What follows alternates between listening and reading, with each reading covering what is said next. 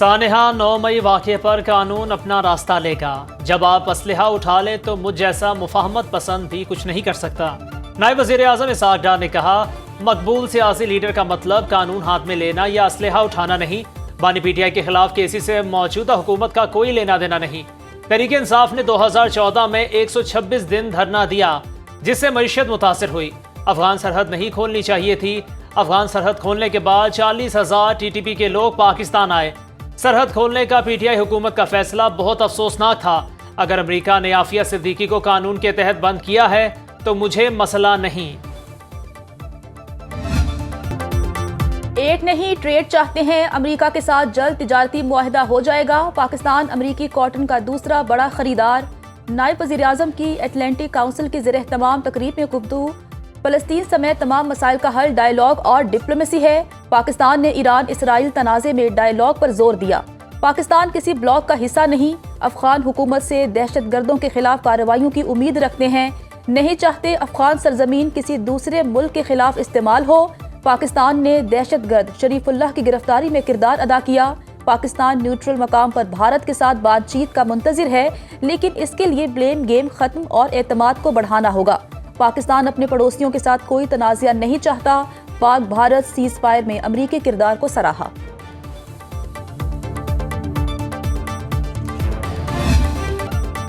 نائب وزیر اعظم کی امریکی وزیر خارجہ مارکو روبیو سے ملاقات۔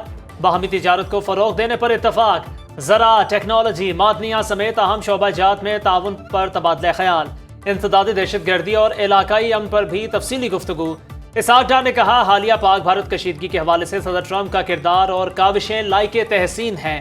امریکی وزیر خارجہ نے دہشت گردی کے خلاف جنگ میں پاکستان کی لازوال قربانیوں کا اعتراف کیا۔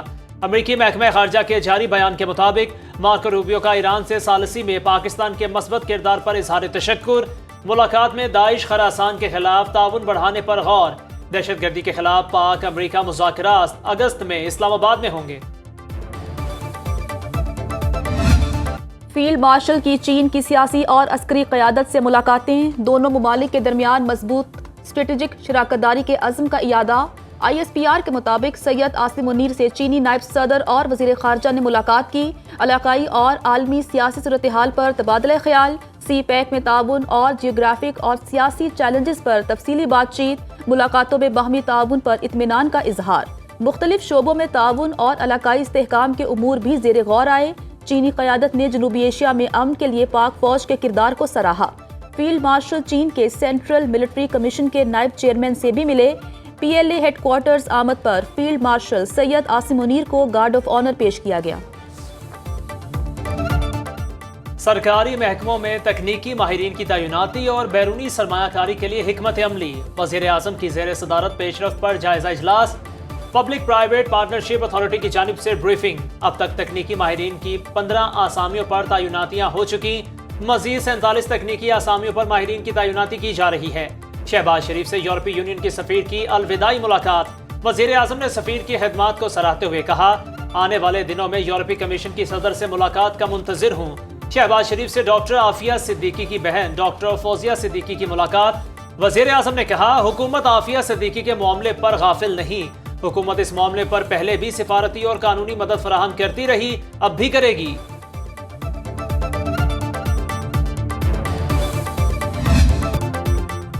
لاہور میں بادل جم کر برسے۔ موسلادھار بارش سے جل تھل ایک ہو گیا۔ بارش سے گرمی اور حبس کا زور ٹوٹ گیا۔ ٹھوکر نیاز بیگ جوہر ٹاؤن کینال روڈ پر تیز بارش۔ ملتان روڈ اسکیم موڑ علامہ اقبال ٹاؤن میں بادلوں کی برسات۔ پنجاب یونیورسٹی اچھرا فیروز پور روڈ پر بارش۔ واسا پورٹ کے مطابق نشتر ٹاؤن میں 10، جوہر ٹاؤن میں 2.5 ملی میٹر بارش ریکارڈ کی گئی۔ لاہور ریجن میں بارش کا اوسطاً ریکارڈ 0.8 ملی میٹر رہا۔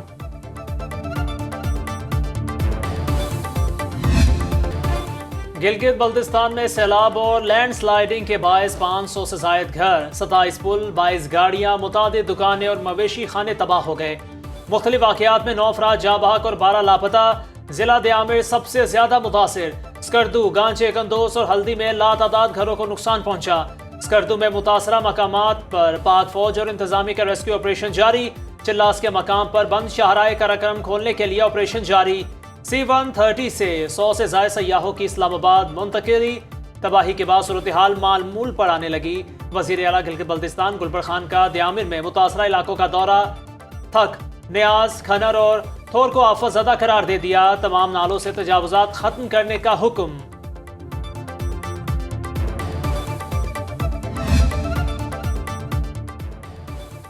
مانسون بارشوں کا 5واں سپیل 28 جولائی سے شروع ہوگا۔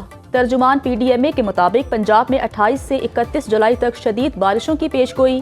29 جولائی سے ڈیرہ غازی خان، بھکر، بہاولپور، خانیوال، پاک پتن، بہاڑی، لودھرا، مظفر گڑھ اور راجن پور میں بارش متوقع۔ ریلیف کمشنر پنجاب نبیل جاوید کا کہنا ہے، رواں سال مانسون بارشوں کی شدت زیادہ ہے۔ گزشتہ سال کی نسبت اس سال 73% زیادہ بارشیں ریکارڈ کی جا چکی۔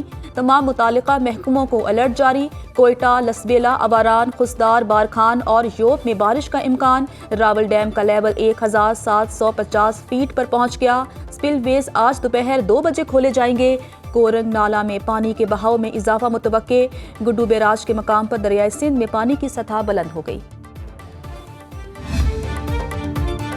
انسداد دہشت گردی عدالت میں آج 9 مئی کے مقدمات میں ملزمان کی ضمانت کی درخواستوں پر سماعت ہوگی۔ کوٹ لکھپت جیل میں جلاؤ گھیراؤ کے مقدمات کا جیل ٹرائل ہوگا۔ عمر سرفراز شیما اور ڈاکٹر یاسمین راشد کی درخواست ضمانت پر سماعت ہوگی۔ بانی پی ٹی آئی اور شبلی فراز کے ناقابل ضمانت وارنٹ گرفتاری جاری۔ لاہور کی عدالت نے اسلام آباد پولیس پر مبینہ حملے کے مقدمے میں وارنٹ جاری کیے۔ سماعت 30 جولائی تک ملتوی۔ 9 مئی مقدمات میں ضمانت منسوخ ہونے پر بانی تحریک انصاف کا سپریم کورٹ جانے کا فیصلہ۔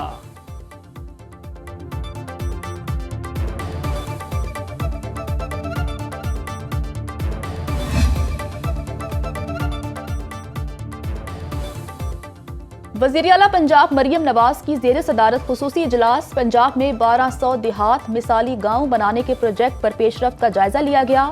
پائلٹ فیز کے 130 دیہات میں ترقیاتی منصوبے مکمل۔ ہر مثالی گاؤں میں 24 گھنٹے واٹر سپلائی، مکمل سیوریج اور ویسٹ مینجمنٹ ٹریٹمنٹ پلانٹ بنیں گے۔ مثالی گاؤں میں پختہ گلیاں، سڑکوں کی بحالی، چلڈرن پارک، شجرکاری بھی ہوگی۔ مثالی گاؤں میں گھروں پر نمبر لگائے جائیں گے اور سائن بورڈ بھی نصب ہوں گے۔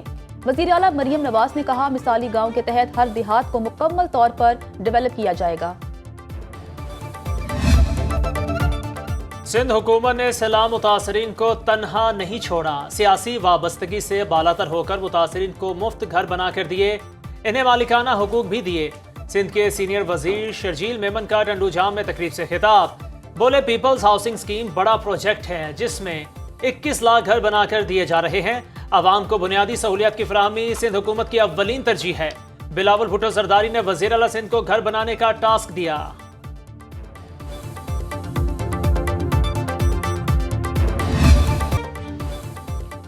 روشنیوں کا شہر کانکریٹ کے جنگل میں تبدیل ہو چکا، جہاں مخدوش عمارتیں زمین بوس ہونے سے شہری جانیں کھو رہے ہیں، لیکن سندھ حکومت ہو یا شہری حکومت یا متعلقہ ادارے کوئی کارروائی کرنے کو تیار ہی نہیں۔ اولڈ سٹی ایریا میں اب بھی عوام پگڑی سسٹم کی بھینٹ چڑھ رہے ہیں۔ شہر میں 586 ناقابل رہائش قرار، 59 عمارتیں انتہائی مخدوش ہیں۔ رواں ماہ کے آغاز میں لیاری میں خستہ حال رہائشی عمارتیں گرنے سے 27 افراد جاں بحق ہوئے تھے۔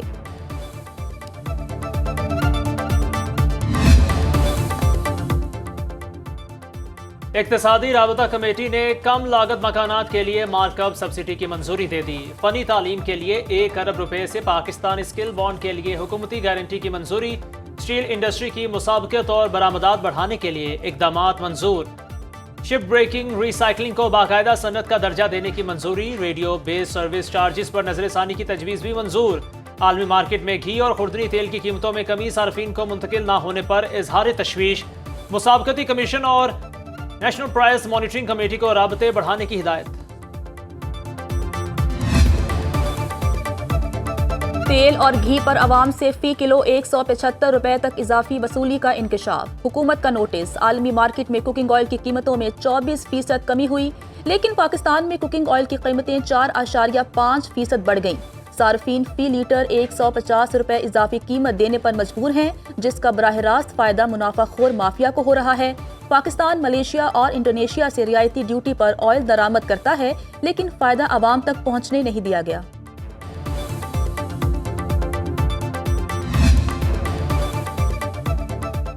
لاہور میں چینی کی ایکس مل قیمت 165 روپے فی کلو مقرر، پرچون میں چینی 185 سے 190 روپے فی کلو میں فروخت جاری۔ کراچی کی ہول سیل مارکیٹ میں چینی 173 روپے فی کلو میں دستیاب، کوئٹہ اور پشاور میں چینی 200 روپے فی کلو میں فروخت۔ فیصل آباد چینی کی ہول سیل قیمت 185 روپے جبکہ پرچون میں 190 سے 195 روپے میں بکنے لگی۔ گجرانوالہ میں چینی 190 سے 200 روپے فی کلو میں فروخت۔ ادارہ شماریات کے مطابق ایک ہفتے میں مہنگائی کی شرح میں 4.07% کا بڑا اضافہ ہوا۔ گیس 30%، بجلی 21.5% مہنگی، 14 اشیاء ضروریہ کی قیمتیں بڑھ گئی۔ پاکستان سٹاک مارکیٹ میں نئے ریکارڈز بننے کا سلسلہ رک گیا۔ اس ہفتے 100 انڈیکس میں 610 پوائنٹس کا اضافہ ہوا۔ مارکیٹ 1,39,207 پوائنٹس پر بند ہوئی۔ منافع کا حجم 171 ارب روپے رہا۔ 3 ارب 17 کروڑ شیئرز کے سودے 143 ارب روپے میں طے پائے۔ 76,80,000 ڈالر کی غیر ملکی سرمایہ کاری کا انخلا ہوا۔ فورن انویسٹرز نے 5 کروڑ 46 لاکھ ڈالر کا مال خریدا اور 6 کروڑ 23 لاکھ ڈالر مالیت کی حصص فروخت کیے۔ مارکیٹ کیپٹلائزیشن 16,688 ارب روپے پر پہنچ گئی۔